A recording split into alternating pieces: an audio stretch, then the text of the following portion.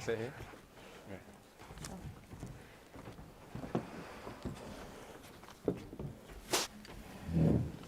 Welcome.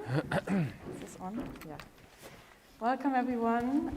So excited to be here. Such a cozy, wonderful space. Thank you to Lighthouse for having us. I'm super honored to be on stage with these three super inspiring, wonderful people, and to talk about futures and futures worth fighting for, which I think is something that, I guess a lot of us are dedicated to, and hoping to dismantle a lot of those structures that currently create a lot of the injustices that many of us are facing and that the world is battling with, and hoping to change that and to change that collectively.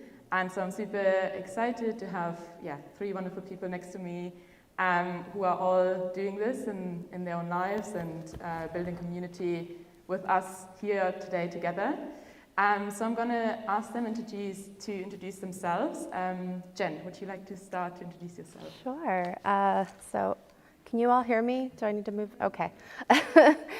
So Osio, hello. I'm Jen Derenwater. I am a citizen of the Cherokee Nation of Oklahoma, which is a tribal nation in the so-called United States.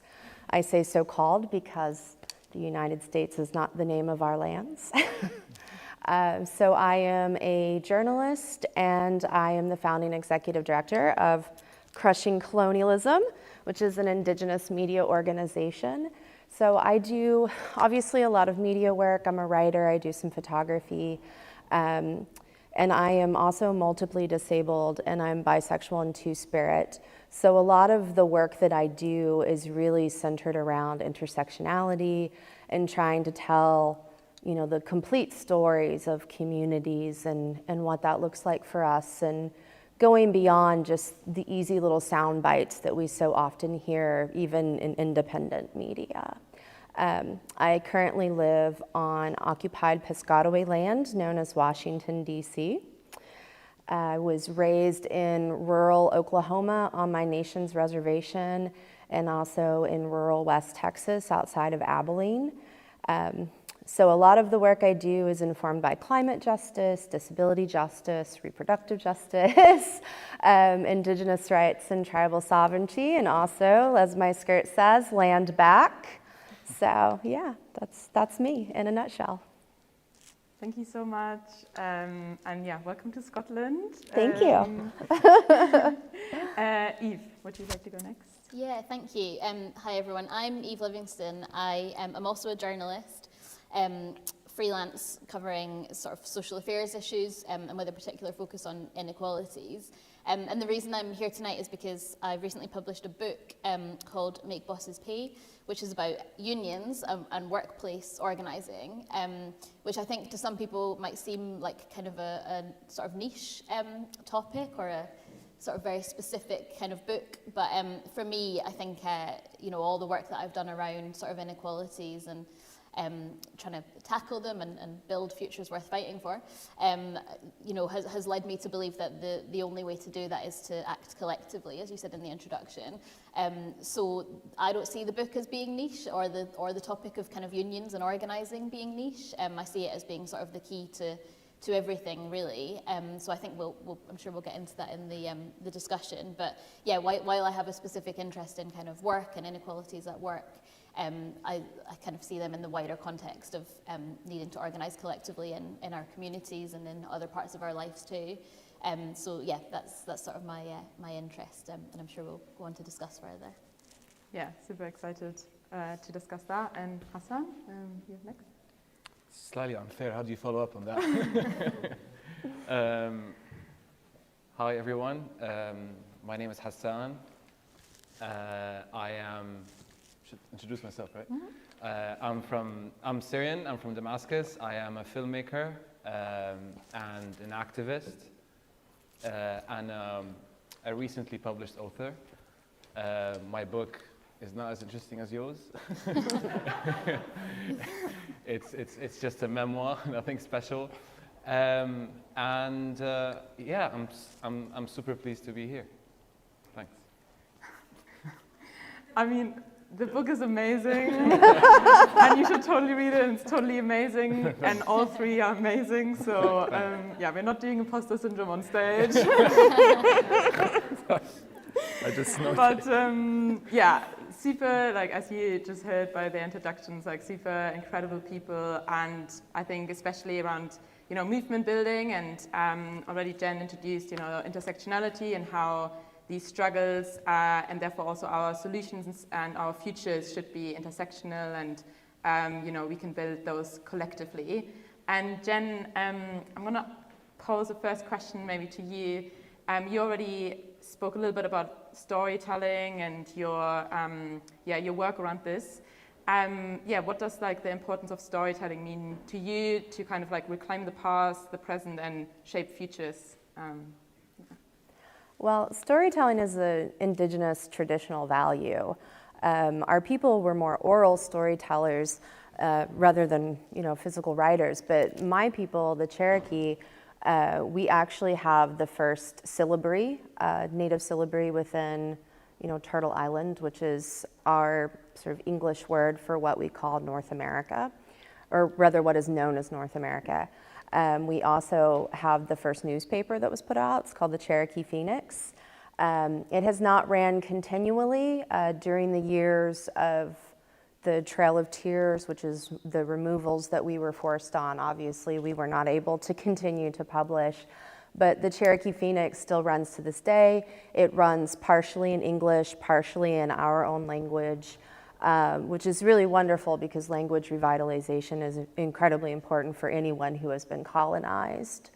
And so storytelling for me, it's just sort of a way of connecting to the ancestors in the traditional ways, but it's also about uplifting the voices of people who are minoritized and who are so often forgotten, like Indigenous people, like queer people, and specifically like trans and two-spirit, non-binary people, disabled people.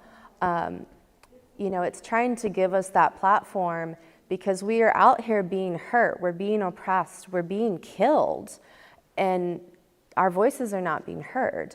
And when the news does cover it, it's always in a bad way. It's either in some sort of like trauma porn or poverty porn, or it's, you know, blaming us or like kind of painting us as savages or criminals or such.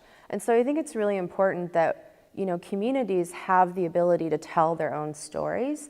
You know, we are the experts on our lives. You know, regardless of what that issue is, whether it's a pipeline that's literally going through your backyard or it's police brutality in your neighborhood, in your community, no one is better equipped to tell those stories than you in your own communities. And so for me, media and storytelling is the way to do that. It's to bridge that gap. It's to bring awareness. By no means do I think awareness will ever be enough.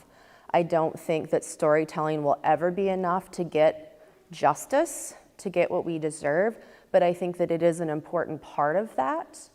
You know, sorry, not to go on too much of a tangent, but actually this time 5 years ago, I was at the Standing Rock Sioux Reservation in North Dakota at the Ocheti-Shakoi camp covering the Dakota Access Pipeline fight, and you could see such a stark difference in the way Native and Indigenous people covered it versus non-Native media. I mean, it was vastly different in the way that things were talked about.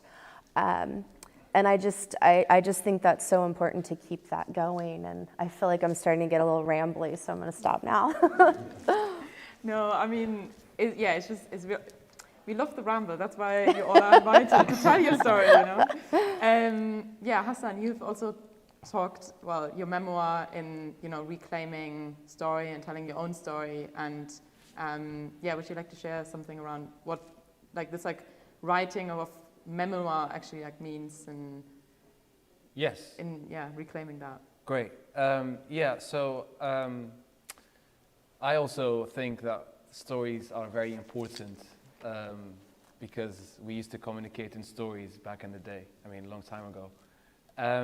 Personally, I was in a situation, I mean, I was born in Saudi and then I spent 20 years of my life in Syria, so I lived in totalitarian countries where sharing stories, especially if they're political, would land you in prison. And I was an English teacher, so I used to tell stories for a living. But then when the uprising started in my home country, when the peaceful uprising started in Syria, I took to the streets to protest against the dictatorship, and using my skills in filming to document what's happening in my country for the world to see. So I was telling the story of people protesting in Damascus through moving images. Well, unfortunately, that didn't go really well for me because I was arrested by the secret police and tortured twice, and as a result, I had to leave and come here. Now, I came here. I mean, by here, I mean the UK. And I noticed that people really hate, I mean, not people, but politicians are not very quite keen on migrants and refugees coming. What I also noticed is that our voices were missing in that conversation.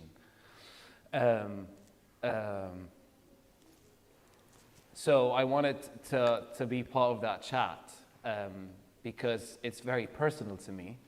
And as a way of putting a face on a crisis, one of many faces, I wanted to share my story, which was very empowering, and it helped me.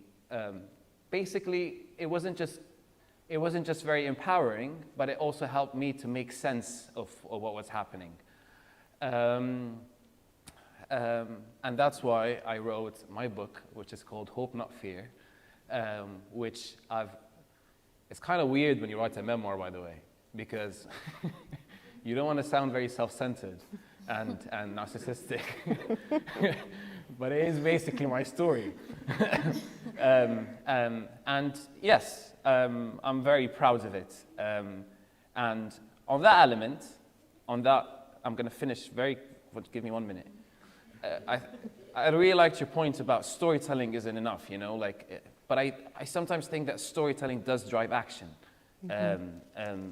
In the first lockdown, I was losing my mind, so I volunteered to work as a cleaner in a COVID ward. And around that time, the Boris Johnson's government decided to issue a bereavement scheme, which is basically, to give you a bit of context, the bereavement scheme, if you're a migrant worker working on the front line and if you die, God forbid, your family get indefinite leave to remain, which is the bare minimum. Now, they decided to exclude cleaners, porters, and healthcare assistants from that scheme. And if you've ever been to a hospital, it's mostly done by migrants, that job. So what I did was to share my story. I recorded a 2-minute video saying, listen, dude, I'm doing this job. Not dude, I didn't say dude. I said, I'm doing this job, and I think what you've done is very unfair. I was speaking directly towards Johnson, and that story forced the government U-turn, and they decided to include everybody in the scheme. So yes, back to the point, I think telling stories is very important. Yeah. Thanks. Yeah, no, it's so wonderful, and I guess there's a connection around storytelling is a reclaiming of voices, and also, drives action in all of the different ways and shapes, different futures. Eve, in your book, I personally found super interesting because I definitely, as an activist, as a climate justice activist, I feel like I've often not learned so much about trade unions. It seemed like kind of you targeted a lot, kind of this people who are engaged, people who are driving for change, but haven't really engaged maybe with unions. I think for me, definitely, there were some perceptions of, I don't fit a certain category, I feel like you kind of reclaimed as well, or kind of proposed new stories around unions, around how to engage as communities in unions beyond just the individual workplace. Would you mind sharing something around unions and possibly storytelling and Yeah, thank you. So I suppose my perspective, kind of insofar as writing the book, is slightly different because it's not a first-hand perspective. I mean, I have experience in unions, and that is in the book, but it's it's a reported book, really. It's speaking to people kind of all around the country who are already doing this work, and you know, sort of making the case that it can be replicated, essentially. So I think you're right. I think what I was trying to get at was the future of work in the UK. So I think we need a kind of, you know, radically different system. So long as we're going to be doing paid work under capitalism, we need it to be much more kind of dignified, you know, better respected, better paid, better contracted, all of these things that we talk about all the time as kind of unions and workplace organisers.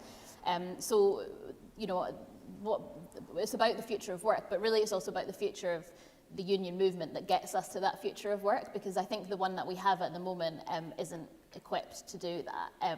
You know, I think we have a union movement in the UK, certainly, that was built for a certain type of worker, you know, a white male, cisgender, heterosexual labourer, essentially, who, you know, developed the kind of act of collective bargaining, you know, the work that unions do, as a way to protect what was called a family wage, so that this kind of man, this male breadwinner, could look after a whole family while his, you know, wife stayed at home and looked after the children. So that's clearly out of date, you know, for all the reasons that we've kind of already talked about on this stage, and all the reasons that we all know ourselves from our own lives. So I wanted to, as you say, propose a future for the union movement that was about, you know, workers of all kinds, so precarious workers, migrant workers, young, kind of female workforces, and also, as you say, taking that kind of union model, into communities and into kind of other fights as well. So trade unions, you know, linking up with sort of climate justice activists, and unions working in the community on issues around housing and benefits and things. So certainly when I'm talking about unions, I'm talking about them in their broadest sense as collectives, you know, people, ordinary people with shared interests acting together in pursuit of a common goal. It just so happens that the best model we have for that probably exists in the form of trade unions, but certainly I think it can be applied elsewhere as well, and I hope that the book is a sort of manifesto for a future of a different type of trade union organising, but one that also can go further out into the community and into the rest of people's lives as well. Yeah, I found that super interesting, because I like what you're saying also, you know, like this like reclaiming of what work is actually. Like, it's been framed as this, like, only if you do paid work in the paid economy, you do work, which is obviously historically super oppressive, when we look who actually did a lot of the work, and still, you know, does a lot of work, either unpaid or what has been framed as unskilled, even though it's obviously super skilled, and also kind of, yeah, that worth is attached only to people who work, which is obviously, again, another layer of an oppression. So yeah, I feel like you're framing around this, putting unions also in the wider community, outside of just the labor market in the way that we define labor. I find really interesting in like movement building, and in the way that we like are dedicated also in reshaping, right, like a new economy, or the way that we even care for each other, and probably make those movements a lot more accessible, hopefully.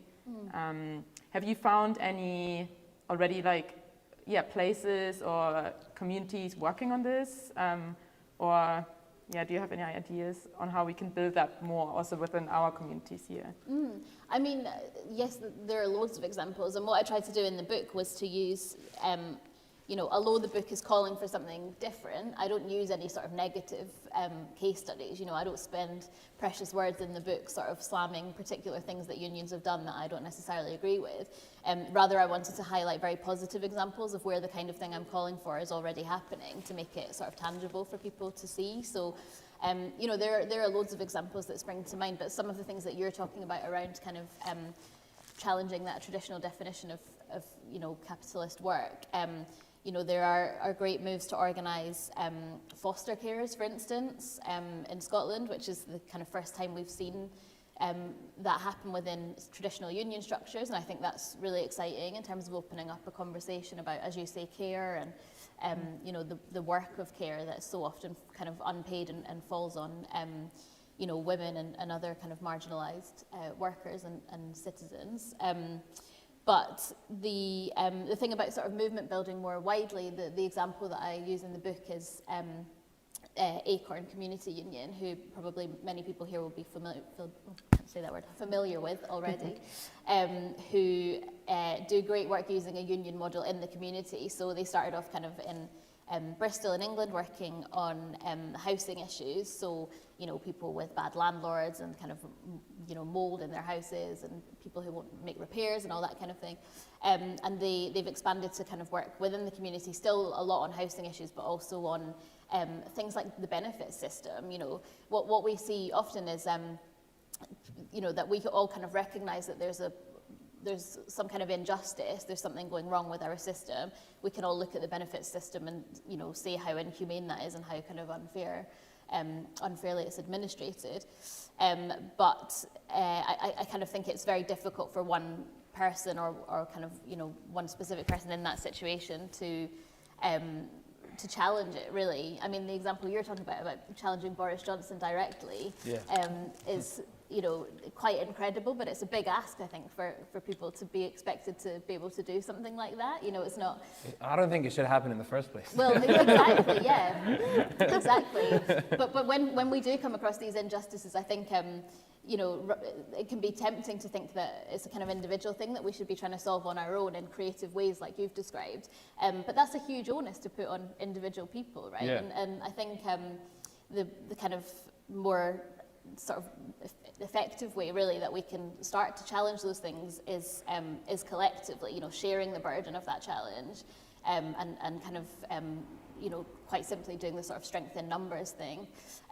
So I think, you know, there are plenty of examples out there. I think Acorn's a really inspiring one that's starting to move that model out into the community.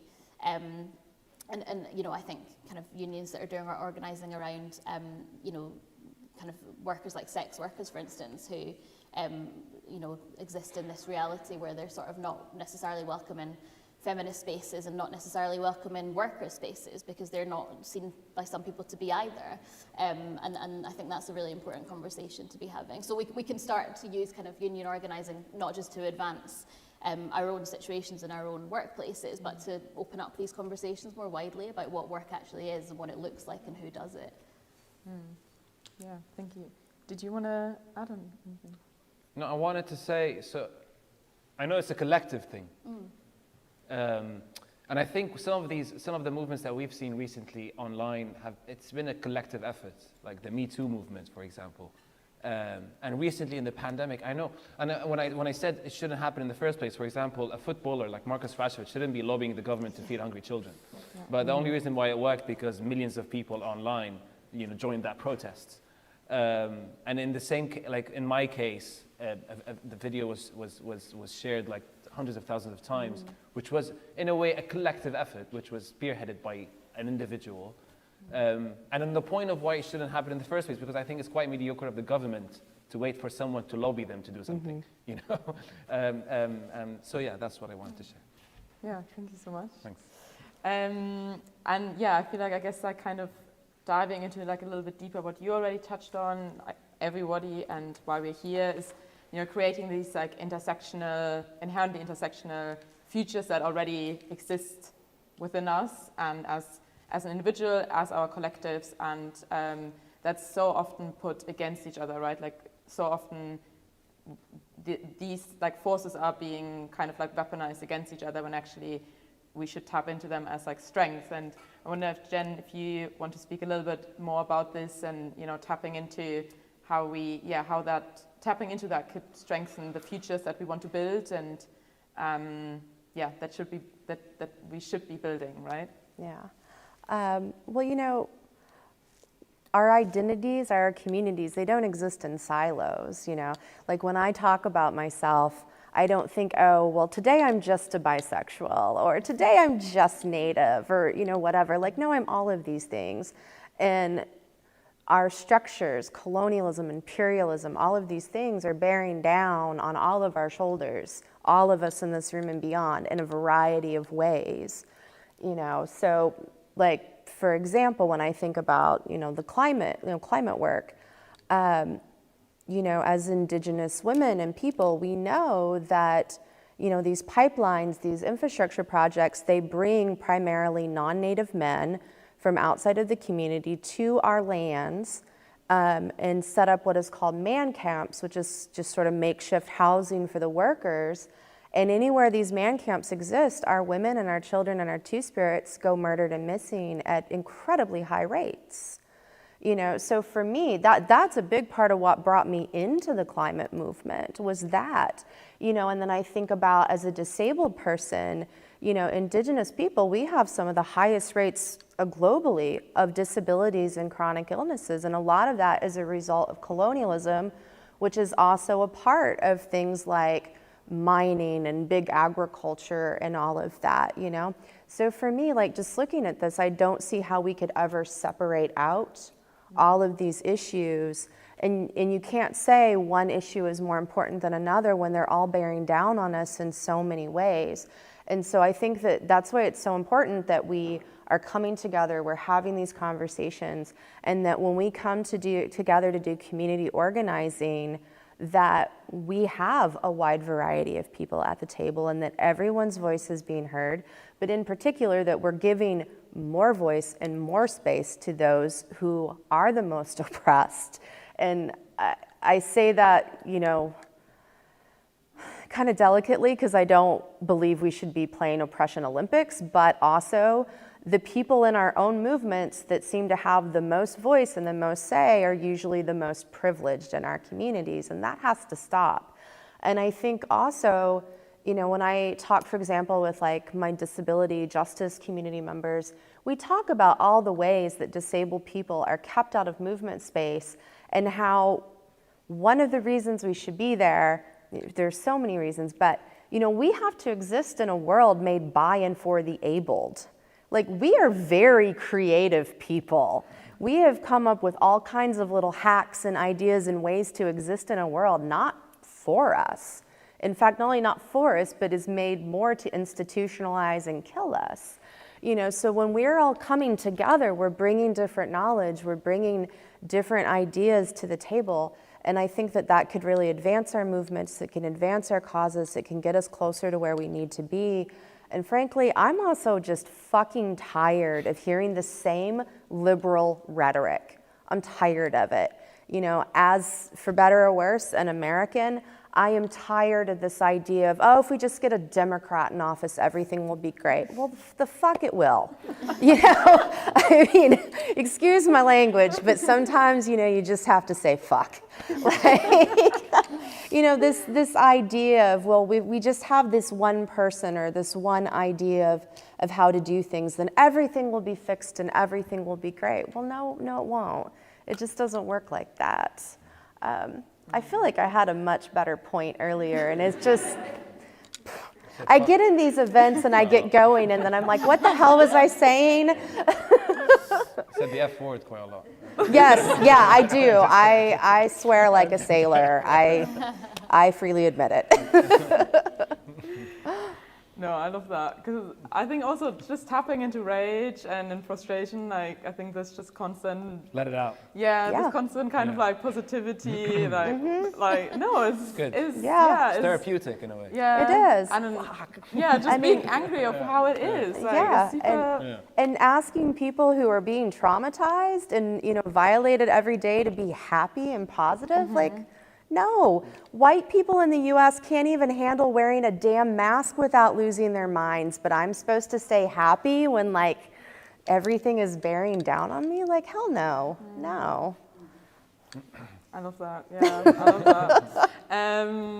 No, I think rage is, super cathartic, I guess. Kind of on the title of your book, Yes. Hope Not Fear. Yeah. Talking about kind of emotions. I feel like there's a lot of kind of people getting really, like being vocal about fear, about the future, fear about where we're at. And your book, Hope Not Fear, really resonated with me in many different ways. But I was wondering, what does kind of hope for you mean in this context, in your work, or in just how you see the futures? Sure. I struggled to come up with a title for the book. We finished writing. What do I title it? but then I know hope is a cliche. You're like, hope this, hope that. Everyone's writing a book about hope.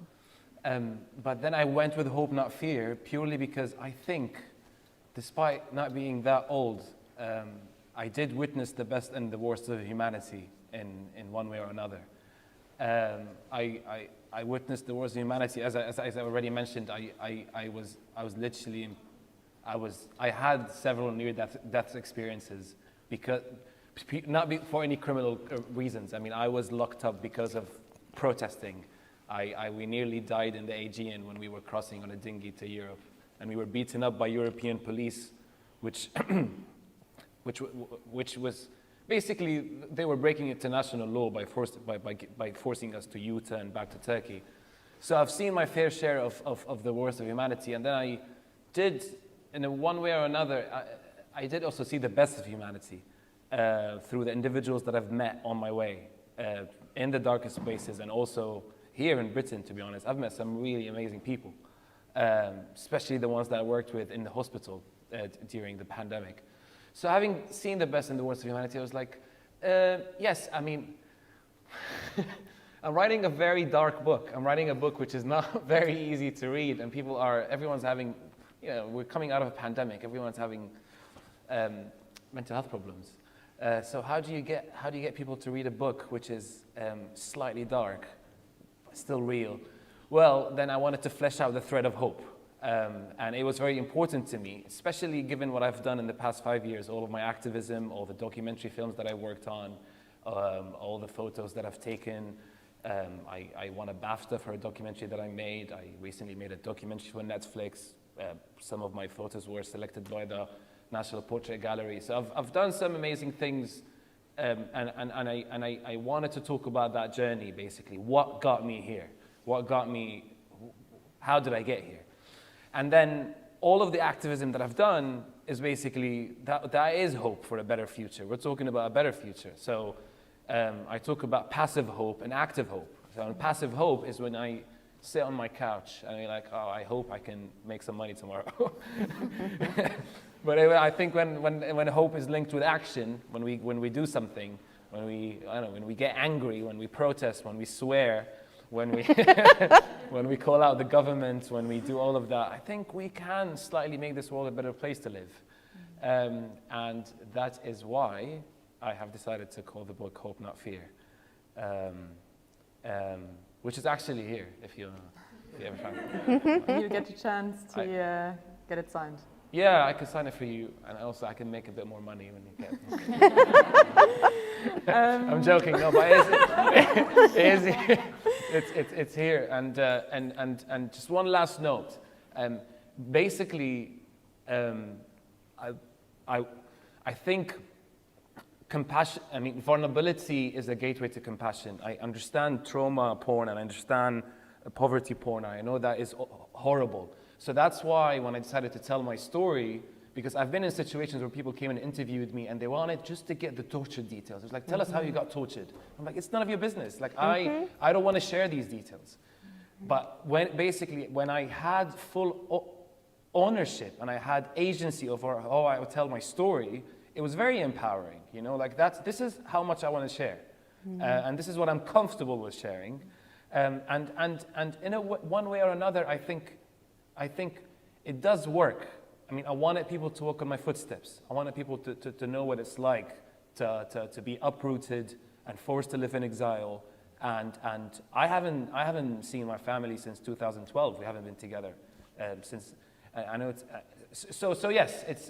I started talking shit, but that's why I write the book.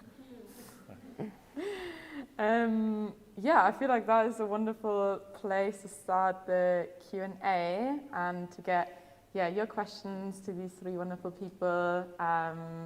And yeah, I know I'm already super inspired just hearing how all of them are so committed, in reclaiming and kind of dismantling how we've got here and being hopeful in an active, committed way to dismantle the present and commit to the futures.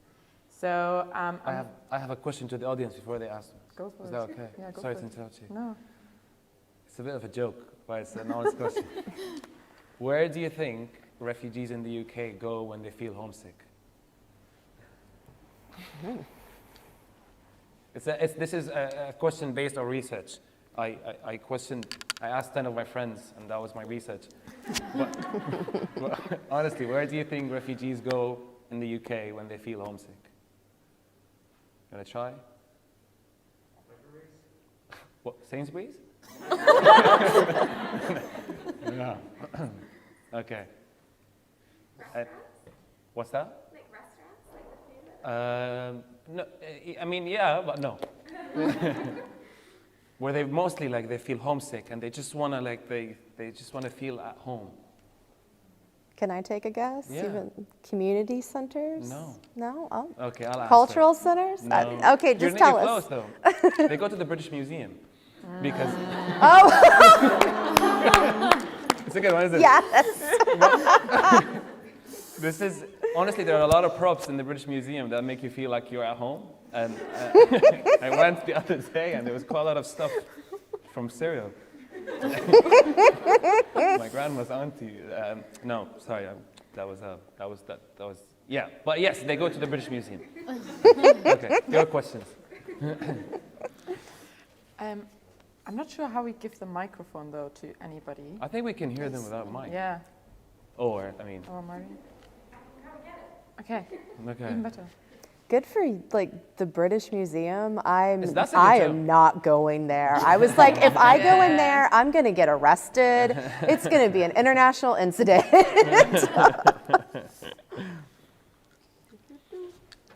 I have a story. What was his name from Succession? What was his name? Who owns Fox News and HarperCollins? Oh gosh.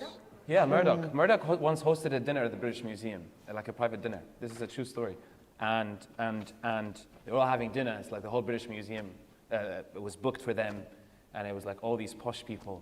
And then he started the dinner by saying, he said, "Do you know what we are best at?" And everyone was like, "No," like looting, ha ha ha ha ha.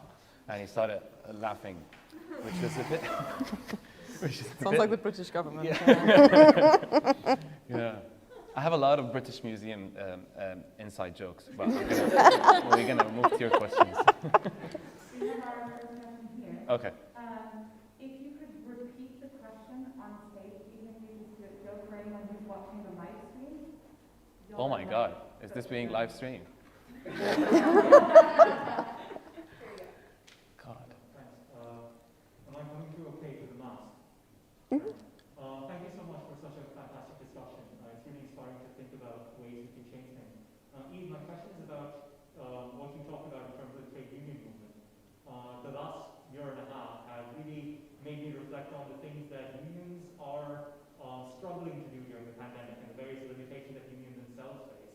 And my question is really, in your experience, what do you think are different models that unions can themselves adopt from all the other kinds of organizing and collectivizing work that happens in order to better reflect the politics of work that we need to be facing today? Do you want me to repeat that one? So, yes, so that was a question about the, I guess, this sort of situation that unions have found themselves in over the pandemic and whether it's kind of inspired like new models of organising that can better meet the sort of work that we do today. I suppose it sounds like a cop-out answer, right? But for me, the key to all of this, and I think it comes through in what we've all been talking about on the stage today, is like listening to people, right? Listening to workers. For many people, that you would assume that is kind of the central work that unions do. It certainly should be. But I think many corners of the union movement have got themselves into a situation where you have kind of union leaders who think that they know how it goes, right? They think that they know best about how to organise, you know, what messages to be saying, what tactics to be using. And they don't necessarily know because they're, you know, without getting into the kind of weeds of like trade union democracy, as soon as you become an elected representative for a union and take on a role as a leader within a union, your position changes, right? You're not a worker anymore. You're not on the shop floor. I mean, you're a worker in the sense that you're doing that job for the union, but you're not on the shop floor that you were on before. You're not the kind of lay member that you were. So for me, you know, there's potentially loads of things that unions could be doing differently. I don't think I'm the right person to say what they should be. I think for me the key to it all is unions kind of reorganising themselves around a principle that they should be listening from the grassroots up rather than from the top down, which is what a lot of them do at the moment. And I can point to examples of bits of the union movement where that is happening. I think there are some new kind of grassroots unions that have come up in the last decade, specifically with the intention of organising, for instance, migrant workforces. So unions like United Voices of the World and the Independent Workers of Great Britain, who are smaller, they're kind of more agile, they've, as I say, just come up in the last sort of 10 years, and they exist specifically for that purpose. So they've been really successful in these workforces where unions traditionally haven't had any kind of recognition or relationship to the workers, because the impetus has come from those workers themselves. That union was started by migrant workers themselves who felt like they weren't represented by the existing union movement, so they needed to build something that worked for them. And so that for me is the key to it all. You have to be listening to what's actually happening and responding to that need, rather than assuming that someone who's quite frankly been elected potentially 10 years ago into quite a well-paid job in an office in London is still going to have that insight into what people are facing kind of on the ground. So so I think that's for me kind of the root of all that, I think.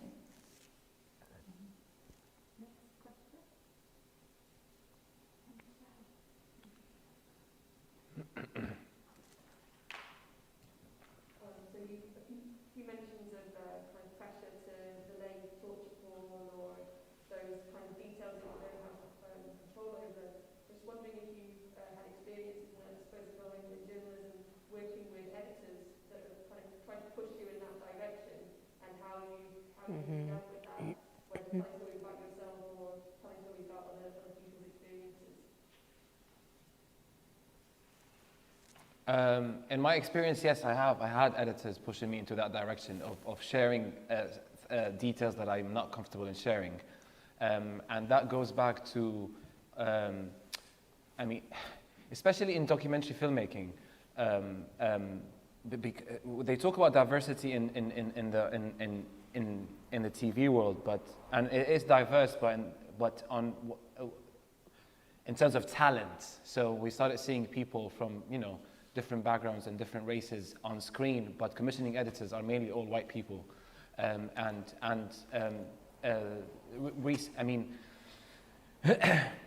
The way it works, basically, they want to get views, and to get views, they want to get more and more views. They want emotions, right? So they push you and push you and push you for you for that tear to drop, and that's it. Cut there. That's it. We got the scene. It's the hero shot. I didn't know how to push back when I first got here, because I was overwhelmed. I didn't know. I was an English teacher. I didn't know the industry. I didn't know I didn't even know how to say no. But now, having had the experience, I can comfortably say and push back and say no on things that I don't want to share. And also something that I also do is that I work as a consultant in like films. So I was recently working on a Netflix film. We were shooting it in Turkey, and it's a Syrian story. So I was hired as a consultant to work on it, because I think that my input, I think what I can bring to the table in terms of ideas and in terms of the cast and everything and a storyline, and it could help. The director can ask me questions like in terms of sensitivity, cultural sensitivity, emotions. And there's an incredible charity called Counterpoints Art, who basically what they do is that they connect people with lived experience, with artists, with curators, with filmmakers, in order to, in order for us to have, again, to have a seat at a table where our stories are being told, technically. If you take the refugee crisis, most films are done by white male filmmakers, if not all of them. Some are not done properly, because they're using that trauma porn, and which could leave people with long-lasting trauma, effects on their mental health, to be honest. So did I answer your question? Great. Yeah, so the question was if we've encountered issues with editors pushing on us to do this, sort of trauma porn, poverty porn stuff. Some things that I have encountered as a Native person is I'll get like, well, we want your ceremonies. How do your ceremonies go? We want to see that on film. And it's like, no. Our ceremonies are not for public consumption. Like, one, I'm not a ceremonial leader. So not every Indigenous person is a ceremonial leader, but also no, that I'm not here to give that to you. Like, one, it's not my place, and two, how dare you ask? It feels very sort of fetishizing in ways, dehumanizing, and then also, and this is something I struggle with when I am out doing frontline news coverage. Like, I want to get the photos and the videos of what the police and what the state and the military are doing to people, but also that's a human being. That is someone being shot, being gassed, being arrested, whatever it is. I don't want to create this legacy of further trauma for them. I also know that when I'm out there with a camera or I'm out there, I'm writing something, like, I have to be careful because the photos or whatever I take that can help our side, the other side can use as well. And so, editors have pushed back at times on me, well, we want more of this, or this is too angry, you're gonna alienate people, Jen, you need to calm down. And I guess it can be hard to say no or to know how to push back. I think blessing, I guess, of being disabled and chronically ill and not having expected to live 42 years is that I'm not expecting to be in this game till I'm like 80 or 90. I'm not expecting to be a Walter Cronkite or so forth. So I don't really give a damn if I piss off editors. So, and it's not like any of them are paying me all that much that I'm like, man, that's a really big check. Do I want to say no to that? So it does, I think, in some ways give me some leeway to be like, no, I'm not doing this. Like, I'm 42, I'm not 22. When I was much younger, I don't know that I would have said no and pushed back the way I do.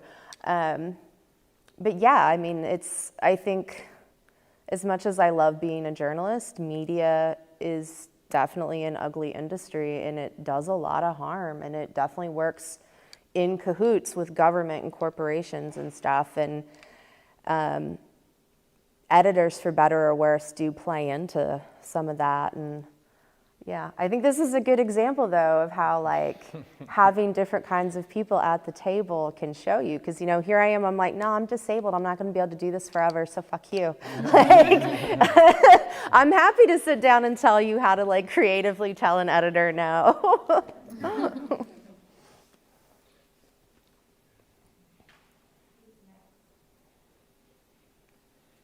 People are shy. Once again, thank you everyone for speaking to us today. It's been really interesting. My question is towards Eve. I'm just, more thinking about the changes to the way we work now. In the gig economy and working from home, for example. We're now working with individuals and not able to have those conversations in traditional workplaces. So moving forward, how do you sort of see unions working effectively? Whilst doing just to that. Yes, so the question there was about kind of the way that we work has changed in terms of the gig economy, and I think you also mentioned working from home, right? And so being very kind of atomized from each other and separate, and how do we sort of organise for those workplaces? And I think that is a central question actually for the union movement. I don't think every bit of the union movement has figured that quite out yet.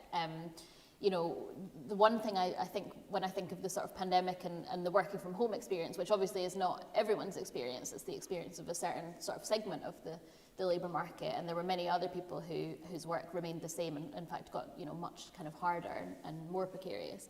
But for those of us who were lucky enough to be kind of working from home, the thing that struck me was that was a demand that people have been making for a really long time, you know, in terms of sort of being able to remotely work, being able to work flexibly. Workers, and particularly marginalised workers, and particularly women and people with caring responsibilities, have been demanding that for a really long time, the ability to work that way. And it's been pushed back against by bosses who've said it's impossible. And then almost overnight, it had to become possible, because for everything to continue, they needed to, you know, let people work that way. And then what we saw was it getting kind of immediately co-opted to work for bosses. So we saw them introducing new forms of surveillance, for instance, to track people working from home, how much they were sitting at their computer and how long they were taking breaks for, and things like that. So I think there's a real challenge there for the union movement about, you know, the way that things that we kind of are calling for are eminently possible, but they can also be absolutely kind of wielded against us very quickly if we're not careful. So that was one of my kind of reflections from the shift to working from home. And when I think when it comes to kind of precarious workers and the gig economy, you know, certainly if you think of couriers, for instance, or I actually talk in the book about how we talk about the gig economy as if it's a kind of new category, and we sort of started talking that way when it started to affect like students and young men on bikes, you know, but actually the people who've been doing sort of precarious, insecure work for generations are like cleaners and carers and you know, workplaces like that, where again it's mostly marginalised workers that do those jobs, migrants and women and people with caring responsibilities. And they've been working kind of insecurely and precariously and in a very atomised way, where they're separate from each other and from their kind of bosses and from workplaces in a lot of situations. Because if you're a carer driving your car between each, you know, care appointment that you have, you get 15 minutes in the door with someone, and you're never going to a headquarters, you're just kind of at all these different sites, so you're not interacting with your colleagues and you're not necessarily meeting your bosses. But we have still seen those workforces being able to unionise. So, you know, courier workers, Deliveroo riders, for instance. There's really good examples in the States of couriers and delivery drivers. Couriers and like Uber drivers and taxi drivers doing things like using that technology, which keeps them apart and keeps them atomised and keeps them controlled. You know, the app kind of technology that employs them. Using that technology to resist, so doing things like all turning up at the same place at the same time and accepting calls so that the prices surge. You know, I think that's a really kind of interesting example of how we see that those kind of platforms being used to wield control from above by bosses, but we can also, if we think kind of creatively and differently about what union tactics are, we can also use them kind of in our own organising and for our own purposes. So it's certainly not impossible. There are, you know, creative things that we can be doing in those workforces, but it is a challenge for the union movement, and it's one that I don't think many parts of it have yet adapted to. I think we still talk about, you know, water cooler conversations and that kind of thing, which just, you know, doesn't apply to, I would say, the majority of the workforce now. So that's, yeah, I would like to see unions having that conversation kind of meaningfully. So I don't, unions and stuff is sort of out of my purview, but I did do an article about what it's like for women and non-binary rideshare drivers in the US after we had a Native woman who was driving for Lyft who was murdered by her passenger. And in the process of doing that research, I learned all about the rideshare drivers who were, you know, organizing and unionizing across the US and going on strike and stuff. So it's happening, people are doing it, and yeah. And I think we're going to see more and more of it. I mean, I don't know how things are working over here, but in the US, we are moving so far into that contractor gig worker model, and our government services and unemployment, all those things are not set up for us. So I think we're going to just see a lot more of that sort of organizing happening in the States, because it's just crucial to survival, you know. Someone online has asked, following up on that idea of a more atomized society, expanding the question to include disabled and marginalized people wanting to get involved in building a better future, not just with work. Is there any advice on that kind of organizing? Oh, so I'm sorry, Myri, will you just repeat it for me again? So I think what they're asking is in the way that with work we become more atomized, and so how do we organize where we're not all in the same place together? Gotcha. What lessons can we learn from other movements, or what lessons can we take away in this more atomized world for organizing more generally? Well, I can say with disability community, you know, even during COVID, I mean, COVID it's hit our community very hard. I mean, I know it's hit so many of our communities, but those of us that are disabled and chronically ill, it's impacted in a multitude of ways. But we're still doing things, like we're doing more Zoom calls and meetings. We're organizing in this way. We're finding ways to push back on our local governments. Like, for example, I'll say, you know, in Washington, D.C., we have a huge crisis with home health aides, like home care workers. We were in a crisis situation before COVID, and then COVID happened, and it just became so bad. And it's a system that is really set to put people like me in a nursing home or an institution rather than let us, you know, live and work and all that.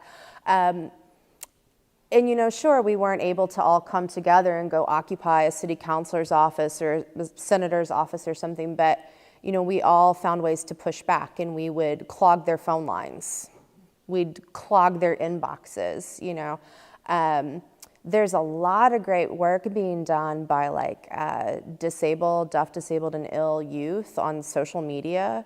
Right now there's a huge campaign. United Airlines is responsible for killing a disabled woman. She sustained injuries after they broke her specialized motorized chair. And the disability community, we've been pushing on airlines for years. I mean, just trying to get over here myself, like it was a fucking nightmare.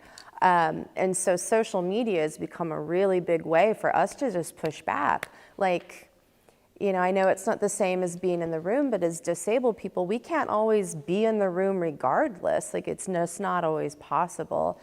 So yeah, I see that organizing happening, whether it's, all right, we're all gonna just start calling, we're gonna make these people's lives miserable until they listen, or it's we're just gonna blast United Airlines and call them out for being the murdering scum that they are. You know, there's a multitude of ways to get involved and to do organizing and to be in community.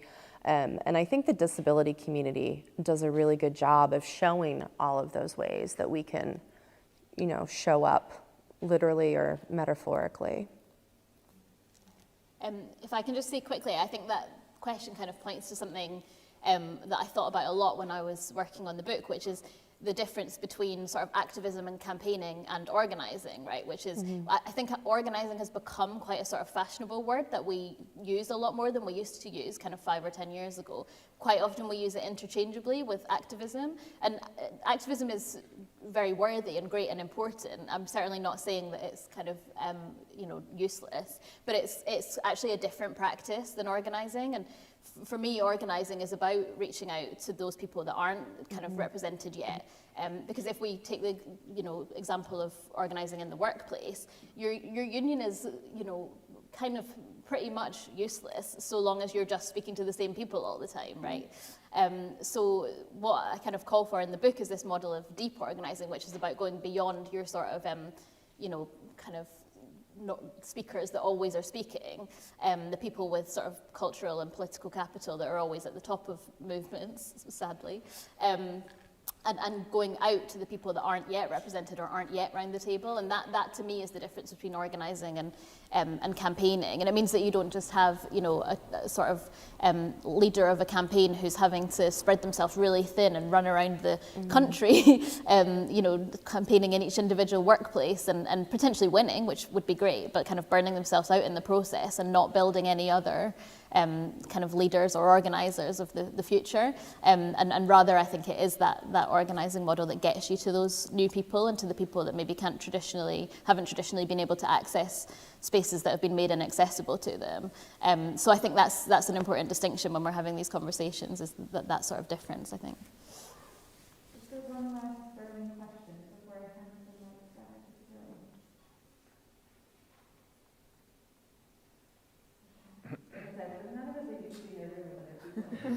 So if you have a final question. Thank you.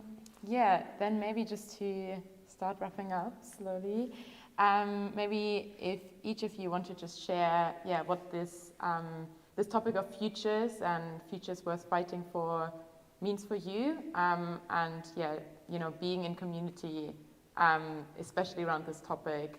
What does that mean for you? Jen, if you want to start. Go. So I think everyone kind of touched on this, but this idea that, it's not just one of us, it's not just one leader, it's not just one person, but there are many of us doing this work. There are many of us who have done this work. We come from generations of people who have been standing up and fighting. And just as when we all walk on, there will be more coming. And so I think that, when I think about the future, I think about the shoulders of the ancestors who I have come up on and what kind of legacy I am hoping that I leave behind. For me personally, though, I think also lately I've been thinking about, so we talk a lot with the Indigenous community about decolonization. And I've been thinking a lot about how that also applies to healing. We have hundreds, my people have hundreds of years of trauma to work through and to heal. And I think I sometimes get so bogged down in the how do I survive, how do we keep going, that I don't ever think about the healing part. And I think that I have at times thought of healing as something that's only for the privileged. And I've had to stop and go, okay, if I am personally going to have a future, I have to take care of myself at some point. I can't just keep working. I can't just keep fighting. I have to nurture my own self. And then in turn, I can help do that for other people. So I think a future worth fighting for is, it's taking care of our own selves as well. And remembering that, we have deeper value that goes beyond just, how we resist and fight every day. Thank you. Eve? Yeah, I think for me, I kind of said it in the opening, the reason I wrote this book was not because I kind of, this is going to sound weird, but not because I'm particularly sort of passionate about trade unions, actually. Although, obviously, I kind of am. But the reason I am is because, as I said, I see them as the key. I see them as this, model for how we kind of bring ordinary people together to work collectively. And for me, that's the only thing that's ever changed anything for the better, is, ordinary people being able to make a commitment to one another and work together, and balance out that power that, kind of governments and landlords and corporations have over us, because they're all working together really well every day. They've, no one does class solidarity like them. So for me, that's the key to it all, really, is that kind of ordinary people coming together is the only thing that's ever changed anything. And so, people have said to me that the book is a very kind of optimistic book, which I hope it is, because it was written to hopefully attract new people into the movement, and also to kind of, as I've said, stake a challenge for the movement to do better. So there's lots of examples in there of how they could be doing that. So I think it is a very optimistic book. But what a lot of people have said is, the book's really optimistic. Do you really believe that this can happen? Do you really believe that these changes can take place? And for me, it's a really weird question to answer, because the whole point of writing it was that belief that the only way we change things is working together. And if you're someone that believes that that is powerful enough to transform society, then you have to believe that all of those really amazing things are possible. So there are lots of barriers in the way. There are lots of kind of powers against us. But I have to believe that it is possible if we can make that commitment to one another, to act collectively. So yeah, kind of recognizing what we've said about not needing to be kind of happy and optimistic all the time. I think it is important to recognize that there's always possibility there, I think, but it has to be from making a commitment and from meaningfully caring for each other and working collectively in pursuit of that. Thank you. It's very unfair.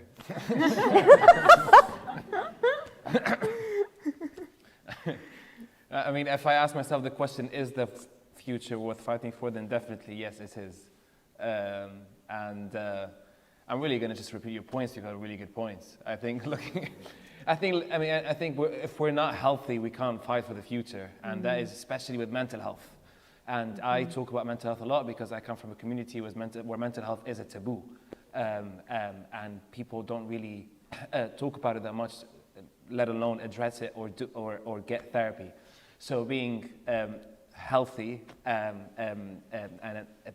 is very useful and important in order to have the energy to fight, because let's be honest, it is overwhelming out there. There are so many issues, and it's not looking great. But I think it will be overwhelming, and it will remain overwhelming if you want to care about every single issue out there. So I'll tell you what I do. I mean, I tend to focus on two things that I'm passionate about and give them all my energy. Because otherwise I feel like I hit burnout and I become exhausted and I will not be able to be functional. So that is more of a tip than answering the question. Now, to answer the question, is the future worth fighting for? In my own personal experience, yes, it is. It is definitely worth fighting for. And the way out, I think, there are some incredible examples of people who are doing such amazing things out there, who are very, very inspirational. And I think collective work is very important, as you said. I think, and I loved, by the way, what you said about activism, and you compared activism to organizing. Yes, I didn't know that. I didn't even know the difference.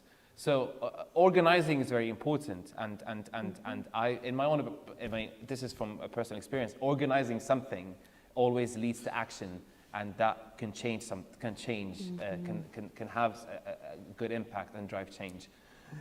And the last point I want to say, actually also coming to any point, I think a bit of pessimism is sometimes healthy. I think so. In my own, a bit of fear is sometimes healthy, because if we're not, if we're not afraid of these big crises that are looming around, then we're not going to get out and do something about them.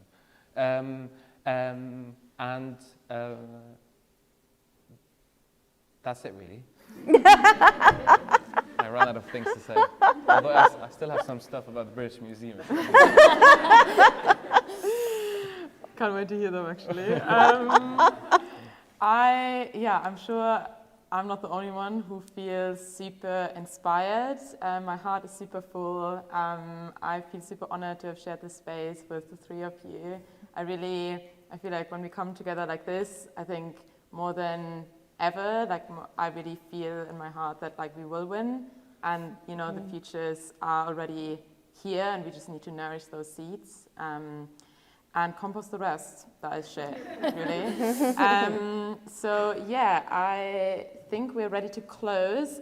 There will be book signing in the back, and you will have some chance to meet each other and talk, to each other, which is super nice. So thank you so much for attending, and yeah, please give these wonderful humans an applause.